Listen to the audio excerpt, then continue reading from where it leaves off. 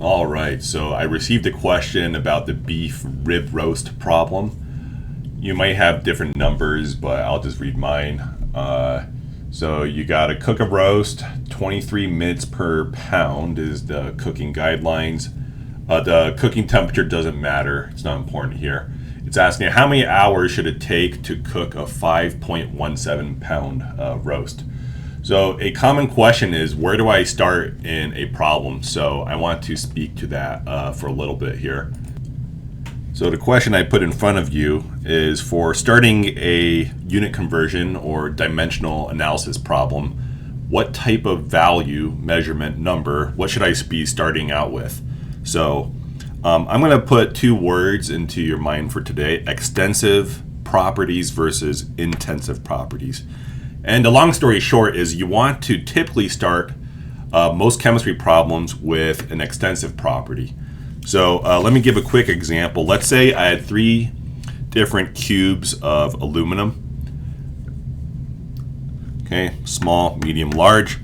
So the mass of this cube is going to be dependent on how big the cube is. So bigger cube, more mass, 5 grams versus 10 versus 20.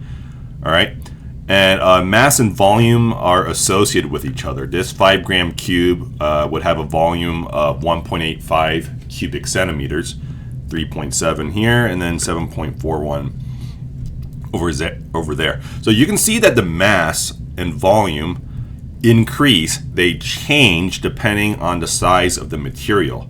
It depends on what extent of material you have. So mass, volume, these are extensive properties. Mass, volume, I'll put weight here too.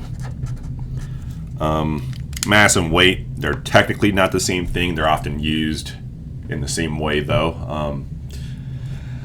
Weight, yeah, you have more stuff, you're gonna have a bigger weight. How about something like density?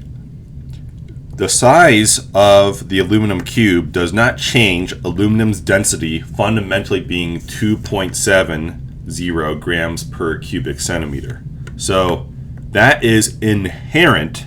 This property is inherent to the material itself. It's inherent, it's intensive. Okay. And also put temperature here. If I had all these cubes sitting in the same room at the same room temperature, then over time they would all end up with the same temperature. So temperature is also intensive. Okay. So how do you know whether you have an extensive versus intensive property? You could just memorize these, but just remember, the more you have of something, the more that it'll change if it's an extensive property. Extensive properties typically have only one unit. Okay, so like mass would be grams or kilograms or whatever. Weight would be like pounds or newtons or something.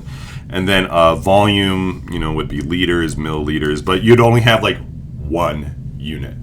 Okay. Whereas for an intensive property, not always, but often they're going to have 2 sets of units. For example, density, you'll often see grams per cubic centimeter or grams per liter, something like that. Temperature, kelvins, degrees Celsius, what have you. Those are 1 unit. But let's see, speed or velocity. Okay, speed, you could have meters per second, miles per hour. Okay, so often it's the case that if you have an intensive property, you're going to have 2 units, something per something. That's often the case. Okay, back to the problem on Aktiv. If I can find it. There it is. Okay. So we want to start with an extensive property for most chemistry problems. So 23 minutes per pound, we see that word per. So we don't want to start with that probably. But we got 5.17 pounds. That's an extensive property. Okay. bigger roast is going to have a bigger mass. Okay. 23 minutes per pound. That intensive property won't change depending on the size of my roast. Okay. All right, so I got this, and then now it's going to be business as usual in terms of trying to cancel out units. All right, minutes per pound. So I'm going to drag minutes per pound here. You could also drag from there. It's 23 minutes per 1 pound. Okay, and I would be done, except they are asking for hours, so we have a little more busy work to do. Let's put another conversion factor. We need minutes to cancel, and we need to end up with hours. Okay, and then 60 minutes per 1 hour, right? So, and they want hours in the answer. I'll let you take it from there, but that's how I would go about setting up this problem. All right, let me know if you have any questions. Hope this helps. Thanks. Take care.